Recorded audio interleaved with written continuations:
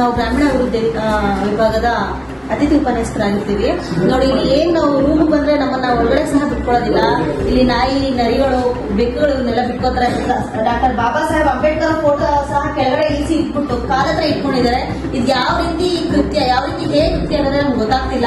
ನಮಗೆ ಊಟ ತಿಂಡಿ ಆಹಾರ ಕೊಟ್ಟಿರ್ತಕ್ಕಂಥ ಬಾಬಾ ಸಾಹೇಬ್ ಅಂಬೇಡ್ಕರ್ ಫೋಟೋ ಇಷ್ಟು ಅವಮಾನ ಮಾಡ್ತಿದ್ದಾರೆ ಅಂದ್ರೆ ಇವ್ರಿಗೆ ಏನ್ ಹೇಳ್ಬೇಕು ಅನ್ನೋದೇ ಗೊತ್ತಾಗ್ತಿಲ್ಲ. ಇವ್ರನ್ನ ಇನ್ನೂ ಎಷ್ಟು ಕಾಲ ನೀವು ಮುಂದುವರ್ಸ್ಕೊಂಡು ಹೋಗ್ತೀರಾ? ಮಾನ್ಯ ಕುಲಪತಿಗಳೇ, ಮಾನ್ಯ ಕುಲಸಚಿವರೇ, ನೀವೇ ಹೇಳ್ಬೇಕು. ಇದಕ್ಕೆ ಏನಂತಾರೆ ಅನ್ನೋದನ್ನ ನೀವೇ ಆನ್ಸರ್ ಕೊಡ್ಬೇಕು. ನಾವ್ ಏನ್ ಮಾಡ್ಬೇಕು ಅನ್ನೋದು ನಮ್ಗೆ ಗೊತ್ತಾಗ್ತಾ ಇಲ್ಲ. 8 ತಿಂಗಳಿಂದ 10 ತಿಂಗಳಿಂದ ನಾವು ಇದ್ರ ಬಗ್ಗೆ ಮಾತಾಡಿ ನಿಮ್ಮ ಹತ್ರ ಬಂದು ಸಾಕಾಗಿದೆ. ಈಗಲಾದ್ರೂ ಬಾಬಾ ಸಾಹೇಬ್ ಅಂಬೇಡ್ಕರ್ ಅವ್ರಿಗಾದ್ರೂ ಮರ್ಯಾದೆ ಕೊಟ್ಟು ಈ ಡಿಪಾರ್ಟ್ಮೆಂಟ್ ಉಳಿಸ್ಕೊಳ್ಳಿ. ಮತ್ತೆ ಅವ್ರಿಗೆ ಆಗಿರ್ತಕ್ಕಂಥ ಅನ್ಯಾಯನ ಎತ್ತಿ ಹಿಡಿದು ನ್ಯಾಯ ಕೊಡಿಸ್ಬೇಕು. ದಯವಿಟ್ಟು ನಿಮ್ಮಲ್ಲಿ ಕಳಕಳಿಯಾಗಿ ಕೇಳ್ಕೊತೀನಿ. ಅವ್ರಿಗಾದ್ರೂ ಒಂದು ಮರ್ಯಾದೆ ಕೊಟ್ಟು ಅದನ್ನ ಬೆಳೆಸ್ಕೊಂಡು ಹೋಗ್ತಾ ಇಲ್ಲಿಗೆ ಈ ಡಿಪಾರ್ಟ್ಮೆಂಟ್ ಮರ್ಯಾದೆ ಕಲ್ದಿರೋ ಸಾಕು. ಇನ್ಮೇಲೆ ಅದು ಉಳಿಸಿ, ಆಯ್ತಾ? ಆಮೇಲೆ ಏನು ನಿಮ್ಮನ್ನೆಲ್ಲ ಬಂದಾಗ್ತಿದ್ದಾರೆ.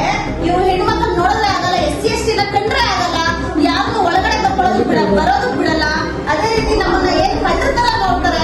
ಅಷ್ಟೇ ಅಲ್ಲದೆ 10 ತಿಂಗಳ ಸಂಬಳ ನಮ್ಗೆ ತಡೆ ಇಟ್ಟಿದ್ದಾರೆ.